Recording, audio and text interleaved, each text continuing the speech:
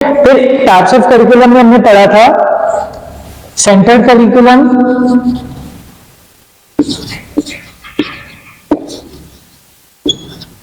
और कौन सा था स्लाइड्स में देखें, शुरू नहीं है जी जी इसी में, नहीं सॉरी इससे पीछे वाली स्लाइड्स में आपके पास नहीं, मैं शेयर कर देता हूँ, यहाँ से बता देता हूँ। अच्छा नहीं वो मैं शेयर कर दूंगा आपके साथ, फिर वो आप चेक कर लेना। अच्छा सेंटर्ड में सेंटर्ड की अगर हम बात करें तो सेंटर्ड करिकुलम जो हमारे पास होता है वो हमारे पास वो करिकुलम होता है जो सब्जेक्ट बेस होता है, जिसमें आपने सिर्फ अपने सब्जेक्ट की चीजों को पढ़ना होता है, और जैसे बायो तो बायो से रिलेटेड आपने सारी चीजों को पढ़ना है, वो सेंटर्ड अप्रोच होती है। ठीक है, फिर हमने इसमें दूसरी जो देखा था वो हमारे पास था को करिकुलर करिकुलम। अब वो को करिकुलर जो करिकुलम था वो उसमें बेसिकली क्या था, जो आप अपने एनवायरमेंट से सीखते हो, ठीक है, जो एक्स्ट्रा एक्टिविटी से सीखते हो। तो ये था, इसकी स्लाइड में आपके साथ शेयर करूंगा, आप एक बार रीड आउट करेंगे तो वो इजीली आपके लिए क्लियर हो जाएगा। ठीक है, इनमें से यहां तक तो हो गया क्लियर। फिर बात करते हैं हम सोशल की।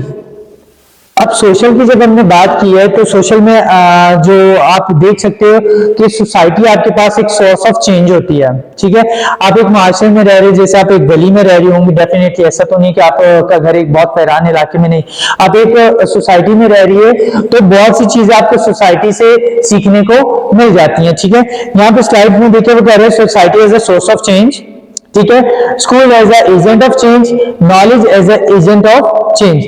अब सोसाइटी क्या है, as a source of change है, जिसकी मदद से आप किसी भी इन्वायरमेंट को चेंज कर सकते हो। और उसके बाद कह रहे स्कूल आपके पास एजेंट ऑफ चेंज है। स्कूल आपके पास, देखिए सपोज मैं एक टीचर हूं, ठीक है, तो मैं क्या करूंगा, मैंने स्कूल से तालीम हासिल की और मैं एक तालीम हासिल करने के बाद टीचर के साथ साथ एक एजेंट भी बन गया। अब मैं अगर अपनी सोसाइटी में जा रहा हूँ या अपनी गली में जा रहा हूँ, किसी बच्चे को कुछ गलत करते हुए देख लेता तो मैं उसे फौरन इस चीज को बोल देता कि बेटे ये चीज नहीं करो, ये गलत है।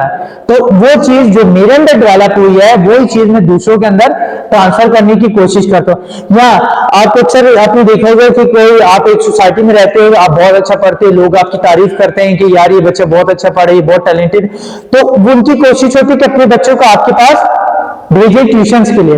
क्यों? क्योंकि जो चीजें, जो स्किल्स आपके अंदर, वो चीजें, वो स्किल्स उनके अंदर भी ट्रांसफर हो जाए। क्लियर है बात? यहाँ तो कोई कंफ्यूजन?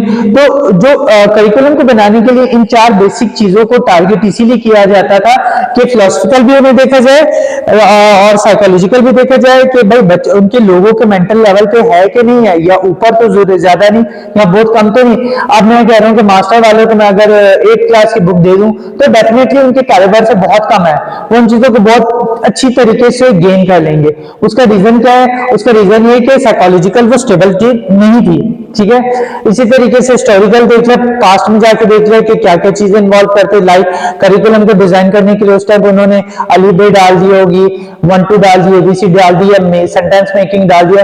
तो उस टाइम के करिकुलम के हिसाब से अगर देखा जाए तो ये करिकुलम उसके सामने कुछ भी नहीं है, क्योंकि वो करिकुलम बहुत लाइट था, जबकि अभी करिकुलम दिन ब दिन न्यू इन्वेंशंस की वजह से इनहांस हो रहा है। ठीक है, फिर इसके बाद ब्लूम टैक्सोनॉमी थी। Bloom taxonomy